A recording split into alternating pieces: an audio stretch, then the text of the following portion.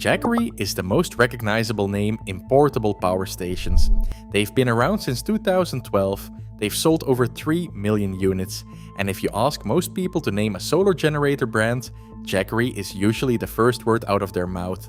That reputation is real. The problem is, they've been living off it a little too comfortably, and in 2026, the specs don't justify the price anymore. Here's the case.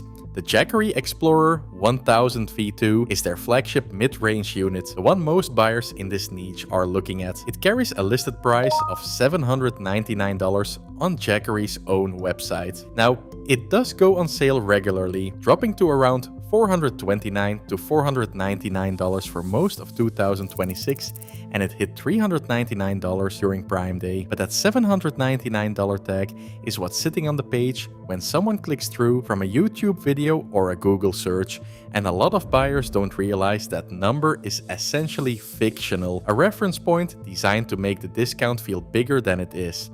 So let's evaluate the 1000 V2 at its real street price, around $429 to $449, against what else that money buys you right now. The 1000 V2 has a 1070 Wh LFP battery, solid chemistry, rated for 4000 cycles, and a claimed 10-year lifespan. It weighs 23.8 pounds, which is genuinely impressive for this capacity class, one of the lightest 1000 Wh units available. And it charges in 1 hour, but only if you enable emergency charging mode manually through the Jackery app every single time you charge. The default charge time is 1.7 hours. That's not a deal breaker, but it's the kind of thing you find out after you buy it, not before. The inverter outputs 1500 watts continuous. For camping, that's fine. You can run a mini fridge, a CPAP, a coffee maker, charge laptops.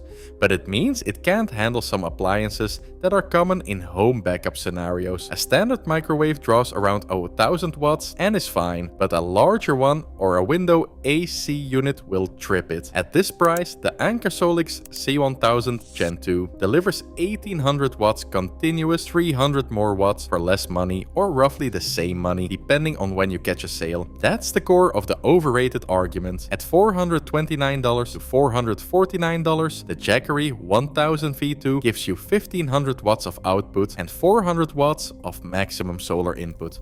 The Anker Solix C1000, which has been regularly available in that same price range throughout 2026, gives you 1800 watts of output, 600 watts of solar input, and a modular design that lets you add an expansion battery later to push capacity past 2000 watt hours. The Jackery is a closed, standalone unit. What you buy is what you get forever. The one area where Jackery genuinely wins is portability. At 23.8 pounds with a flush folding handle, it's meaningfully lighter and easier to carry than the Anker, which comes in closer to 28 to 30 pounds depending on the source. If you're doing real car to campsite carries, or you need something you can easily move between rooms or floors, that weight difference is real and it matters. For that specific buyer, someone prioritizing portability above all else, the Jackery 1000 version 2 is still a legitimate pick. But for most buyers, portability isn't the deciding factor. They want to know what it can run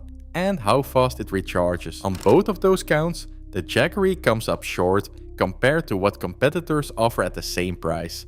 The solar input ceiling is also worth calling out specifically for anyone planning an off-grid or van life setup. At 400 watts maximum, the 1000 V2 lags behind competitors.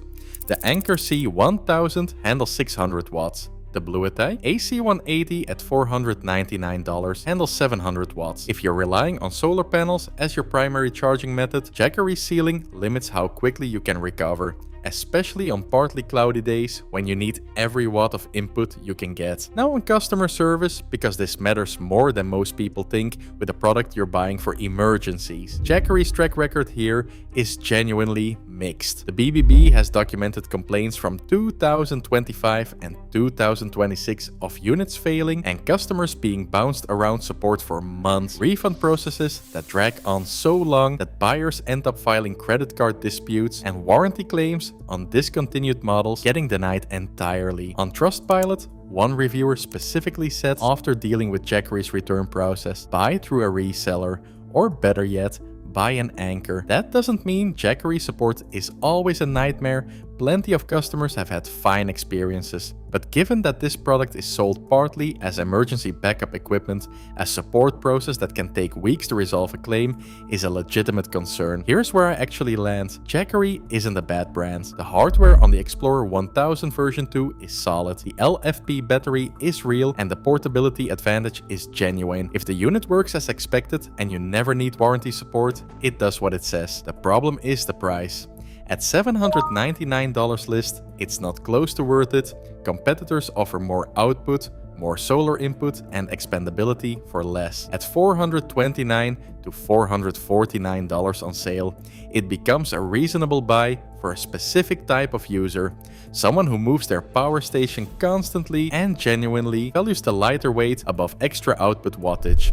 For everyone else, homeowners prepping for outages, van lifers who solar charge regularly, buyers who want room to grow, the Anker Solix C1000 or the Bluetti A C180 give you more capability for the same money or less. Jackery's brand name is carrying pricing that the specs no longer support, and in a market this competitive in 2026, that gap has become hard to ignore.